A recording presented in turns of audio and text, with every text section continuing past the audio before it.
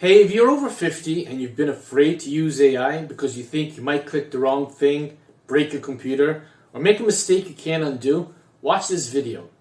I'm going to type a messy question into AI on purpose. I'm going to misspell words, I'm going to be vague, and I'm going to ask a question that many people quietly worry about. Can I mess up my computer if I ask AI a question wrong? Now watch what happens.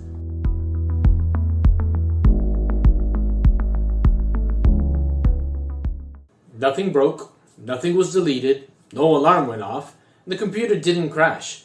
AI simply answered the question, and that is the first fear I want to remove today. Asking AI a question is not the same as changing settings on your computer. You're not going to damage your device just because you asked the question badly. But there are some fears about AI that are worth taking seriously. So in this video, I'm going to show you which fears are mostly wrong, which ones are partly right, and how to use AI more safely and confidently. And later in the video, I'll show you one simple confidence mindset that will make you become even more proficient with using AI, so stick around for that. So let's start with the biggest fear I hear from people over 50. The fear that stops people before they start. I'm afraid I'll break something.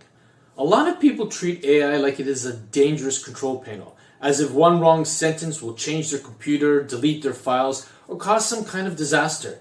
But using AI is much closer to asking a librarian a question. You're not opening up the engine of your computer. You're not changing your bank account. You're not deleting your photos. You're typing or speaking a question. That's it. If you ask a bad question, the worst thing that usually happens is this. You get a bad answer. That's not dangerous. That's fixable. Let me show you. If I type, "Help me with money,"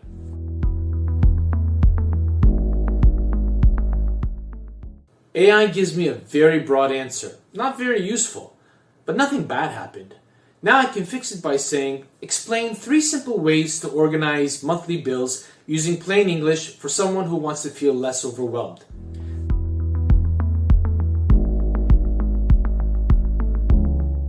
Now the answer is better. That is one of the most freeing things to understand about AI. You're allowed to be messy. You're allowed to be unclear. You're allowed to ask follow-up questions. AI does not get annoyed. AI does not roll his eyes, nor does it judge your spelling. But even if we know that, there is another fear that still can stop people before they even start. And this one feels a little bit more personal. It is the fear of looking foolish. So let's deal with that next, because this may be the fear that keeps more people over 50 away from AI than anything else. AI is going to make me feel stupid. A lot of people worry, what if I ask the wrong thing? What if my question sounds dumb? What if I do not know the right words? And what if the answer makes me feel even more confused? And if you're over 50, you may have had moments where technology changed so quickly that it felt like everyone else got the memo except you. But here's the truth. AI doesn't care if your question is perfect. AI doesn't care if you misspell words. It doesn't care if your sentence is messy, does not sigh, nor does it roll his eyes, and certainly doesn't think, wow, this person should know this already. That is actually one of the best things about using AI. You can ask the kind of questions you might feel embarrassed asking another person. Here, let me show you. I feel silly asking this, but what actually is AI in simple words? Now watch what happens.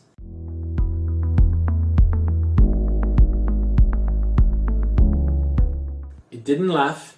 It didn't judge. It just answers. Now I can go one step further. Make that even simpler, like you are explaining it to someone who did not grow up with computers. That is the important lesson. AI can actually be a safe place to ask beginner questions. Not because it's perfect, not because it knows everything, but because you can practice, repeat yourself, ask again, and slow things down without feeling embarrassed. Think of it like a patient tutor. A good tutor does not expect you to already know the answer. A good tutor lets you ask the question 3 different ways till it finally clicks. So instead of thinking, I should already know this, try saying, explain this to me in plain English, or use an example from everyday life. Those phrases are powerful because they take the pressure off you.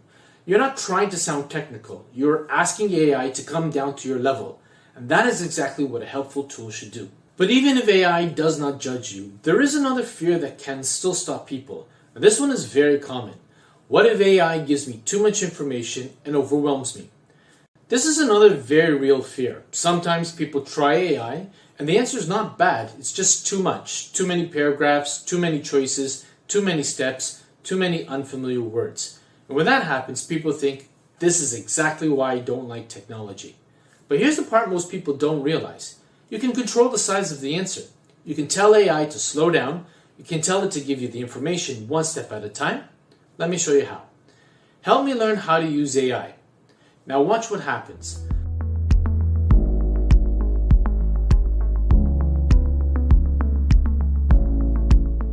This kind of answer might be technically helpful, but for a nervous viewer, it can feel like drinking from a fire hose. Too much at once. So instead of quitting, we can simply guide it. Give me only one simple thing I can try today. Use plain English. That is much better. Now I can also say, give me 3 steps only, or ask me one question at a time, or don't explain everything, just help me start. Here is the key. If AI overwhelms you, don't assume you failed. Tell it to slow down. Think of AI like a garden hose. If the water is blasting too hard, you don't throw away the hose. You turn down the pressure. Same thing here. You can turn down the answer by saying shorter, simpler, one step at a time. That puts you back in control. But even after someone understands that AI is not perfect, and even after they learn to question what it gives them, another fear often starts to creep in. The fear of being left behind. For many people, the scariest part of AI is not the technology itself, it's the feeling that the world is changing faster than they can adapt. Everywhere they look, someone is using AI to write faster, design faster, create faster, research faster, or build something they never thought possible. And that can create a quiet sense of panic. What if I do not learn this quickly enough? What if younger people understand it better than I do? What if my job, my skills, or my way of doing things suddenly feels outdated? This fear is understandable because AI is not just another app or trend. It feels like a major shift in how people work, learn, and create. But the important thing to remember is this. You don't need to master everything at once. You don't need to become an AI expert overnight. The people who benefit most from AI are not always the most technical people. Often, they are simply the ones who are willing to experiment, ask better questions, and slowly build confidence. AI is not a race where everyone starts at the same point and the slowest people lose. It's more like learning a new tool. The first few times may feel awkward, but with practice, it becomes less intimidating. The real danger is not being behind today. The real danger is convincing yourself that it's too late to start. Because it's not too late. For most people, the best way forward is not to fear AI, ignore it, or try to learn everything at once. It's to take one small step, try one practical use, ask one better question. Use it for one task that makes your life easier. That is how confidence begins. The key is this. Use AI to prepare, not to replace your judgment. That is a safe and useful way to think about it. AI can help you walk into a doctor's appointment with better questions. It can help you understand a confusing letter. It can help you organize your thoughts before a phone call. But when the decision really matters, double check with a reliable source or a qualified professional. So now that we have removed some of the fear, what should you actually do today? Let's end with one simple confidence exercise you can try without pressure. Open whatever AI tool you use, ChatGPT, Gemini, Copilot, Claude, or something else, and ask this. I am nervous about using AI. Explain what I can safely ask, what I should avoid sharing, and give me one simple task to try today. That is a great first step. It is safe, it's simple, and it helps you learn without pressure. You can also ask, explain this in plain English. Give me one small step. Ask me questions before answering. Make this less overwhelming. These are powerful phrases because they put you in control. So if you've been afraid to use AI, I hope this helped. You're not wrong to be cautious, but you do not have to be afraid of every click, every question, or every mistake. You will not break your computer by asking AI something. You don't need perfect spelling, you don't need to be young, you don't need to understand every technical term. You just need to start carefully.